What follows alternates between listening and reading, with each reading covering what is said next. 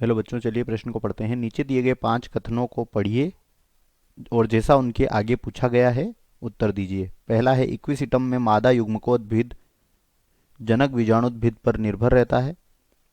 दूसरा है, जिंगों में नर युग्मकोद्भिद स्वतंत्र नहीं होता। तीसरा है, रिक्सिया का बीजाणुद्भिद पॉलीट्राइकम के बीजाणुद्भिद की तुलना में अधिक विकसित होता है। और चौथा और आखिरी विकल्प है, वॉल्वॉक्स में लैंगिक प्रजनन समयुग्मकीय होता है। और पांचवा है, स्लाइम मोल्ड्स के बीजाणुओं में कोशिका भित्ति नहीं होती। उपरोक्त में कथनों में से कितने सही हैं? पहला विकल्प है 2, दूसरा है 3, तीसरा है 4 और चौथा है 1।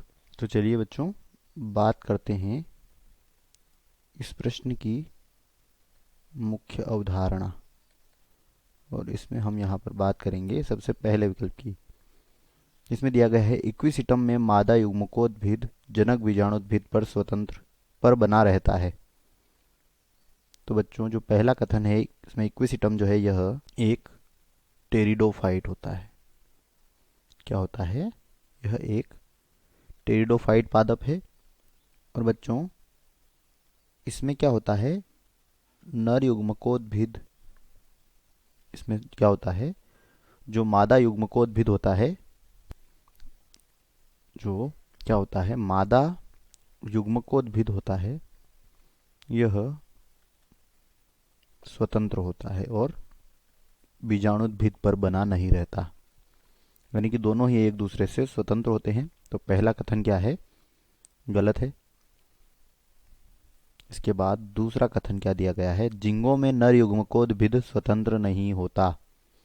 तो बच्चों, जिंगो जो है यह एक जिम्नोस्पर्म पादप होता है।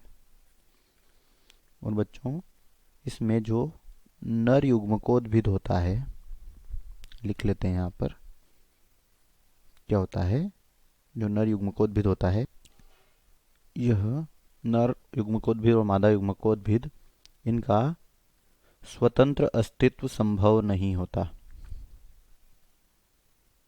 इनका जो है, ठीक से लिख लेते हैं यहाँ पर, क्या होता है, यह स्वतंत्र नहीं होते हैं।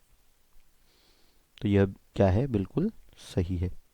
इसके बाद तीसरे में हमें दिया गया है, रिक्सिया का बीजाणुद्भिद पॉलीट्राइकम के बीजाणुद्भिद की तुलना में अधिक विकसित होता है।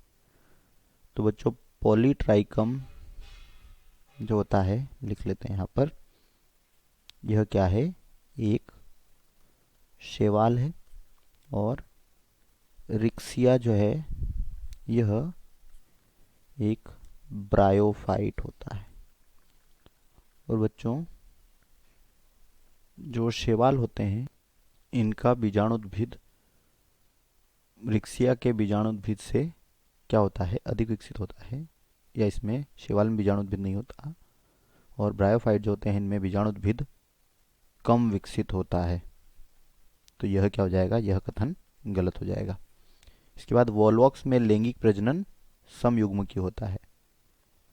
तो बच्चों, वॉल्वॉक्स जो है यह एक हरा शैवाल होता है और इसमें लैंगिक प्रजनन जो है यह अंड युग्मकीय होता है।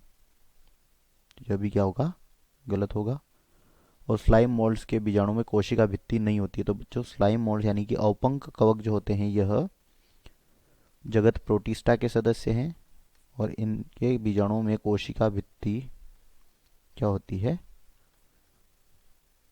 कोशिका भित्ति जो है यह उपस्थित होती है। तो यह भी क्या हो जाएगा? गलत हो जाएगा। यहाँ पर कथन कितने से कथन सही है? एक कथन सही है। पहले विकल्प में दिया गया है 2, ए विकल्प गलत हो जाएगा। बी में है 3, यह भी गलत है। सी में 4, यह भी गलत है। और डी में है 1, यही हमारे प्रश्न का उत्तर है। दिए गए प्रश्न का सही उत्तर है विकल्प डी। आशा करते हैं आपको समझ आया होगा। धन्यवाद।